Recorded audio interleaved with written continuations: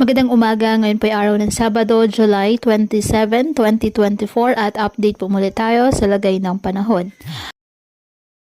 Ayon sa Pag-asa, patuloy pa rin na minomonitor ang isang low pressure area na nasa loob ng Philippine Area of Responsibility sa may southeastern Mindanao.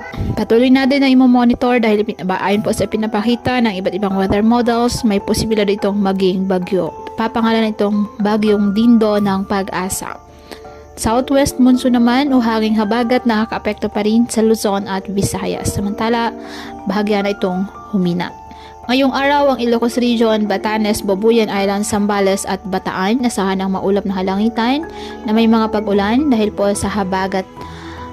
At ang Cordillera Administrative Region, Tarlac at Pampanga, asahan din po ang mga maulap na halangitan na may mga kalat-kalat na mga pag-ulan dahil pa rin po sa nasabing habagat.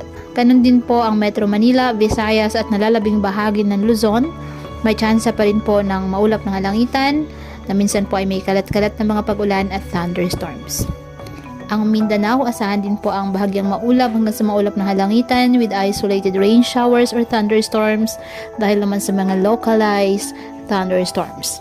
Kaya patuloy po natin na pag-iingat ang ating mga kababayan sa banta po ng mga pagbaha at pagguho ng lupa, lalo na po kapag may malalakas na ulan, at ugaliin na magdala palagi ng payong o kahit anumang panangga sa ulan sa tuwing lalabas po ng ating mga tahanan. At yan po muna ang update sa lagay ng panahon ngayong araw. Muli patuloy po tayo na mag-ingat at palaging tandaan, God loves you. Stay safe and God bless.